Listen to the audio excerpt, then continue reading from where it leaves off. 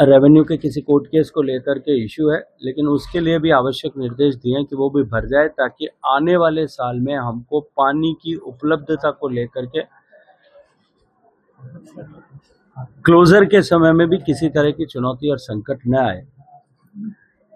Lift canal के तीसरे phase के लिए एक क्रिटिकल इशू अभी शेष है कि मेन कैनाल के ऊपर से एक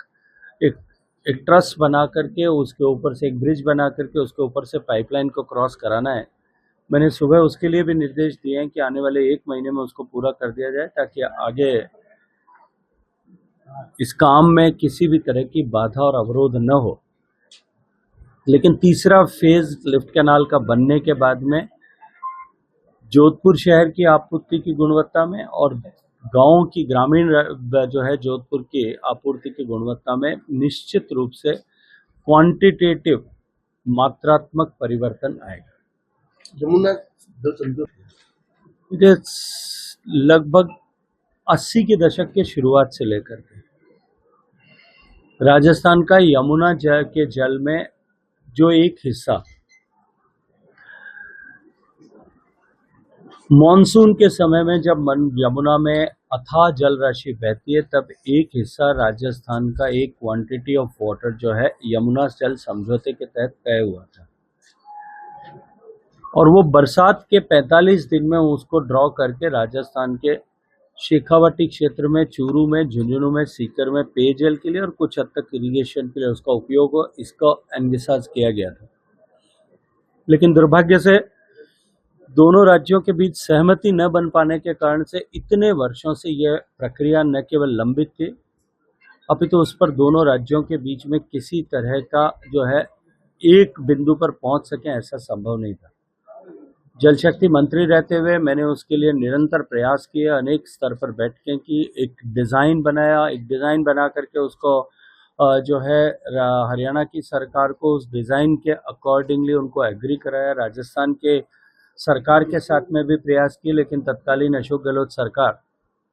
फिर मैं कहूँगा तो उनको शायद उसको तकलीफ होगी, लेकिन वो उस पर लगभग मौन बनी हुई बैठी रही। किसी तरह का प्रयास उन्होंने उसको लेकर के नहीं किया, किसी तरह का सहयोग भी अपेक्षित जो था वो भी उन्होंने नहीं किया। राजस्थान की जनता ने जब भारतीय जनता पार्टी को आशीर्वाद दिया, भजन लाल जी के नेतृत्व में सरकार बनी, तब हमने 15 दिन के अंदर ईआरसीपी के लिए भी राजस्थान मध्य प्रदेश के बीच में समझौता और हरियाणा और राजस्थान के बीच में समझौता मैंने अपनी उपस्थिति में मध्यस्थता करके मेरे कार्यालय में समझौता कराया था। डीपीआर बन गई है, अब डीपीआर पर दोनों राज्यों की सहमति बन गई है और मैं ये मानता हूं कि जिस दिन ये योजना लाइट ऑफ द डे, जिस दिन उस दिन की रोशनी देखेगी, निश्चित रूप से पूरे शेखावाटी क्षेत्र जो गंभीर पेयजल संकट से गुजर रहा है उसके लिए एक बड़ा वरदान जो है ये पानी का पहुंचना होगा। और इससे राजस्थान के अतिरिक्त भी हरियाणा के भी राजस्थान सीमा से लगते हुए 3 जिले जहां पानी की कमी है, जहां पीने का पानी और सिंचाई का संकट है, उनका भी हमेशा के लिए समाधान हो जाएगा। एक और पीएम है कि सितंबर तक सुन रहे हैं कि राजीव गांधी लिफ्ट का तीसरा जो चरण है वो पूरा हो जाएगा, तो उसका बड़ा लाभ। लिफ्ट कैनाल जोधपुर का तीसरा फेज वो केवल जोधपुर शहर के लिए नहीं अपितु पूरे जोधपुर जिले की सभी लगभग के लिए एक अत्यंत क्रिटिकल फैक्टर है। पिछली सरकार के समय में जिस तरह से इस तीसरे फेज को स्वीकृत करने और स्वीकृति के बाद 2018 में जब सरकार में आए थे तब घोषणा पत्र में घोषणा की गई, उसके बाद में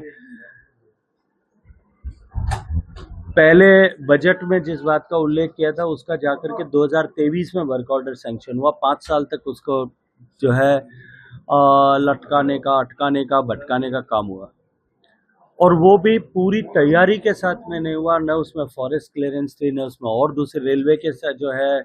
क्रॉस सेक्शन की अनुमति थी, वो कोई भी अनुमति प्राप्त नहीं की गई थी। आज सारे अवरोधों को दूर करने के बाद में अब लगभग हम उस मुकाम पर पहुंच गए हैं कि आने वाले 3-4 महीने में पानी जोधपुर तक तीसरे फेज का पहुंचने लगेगा।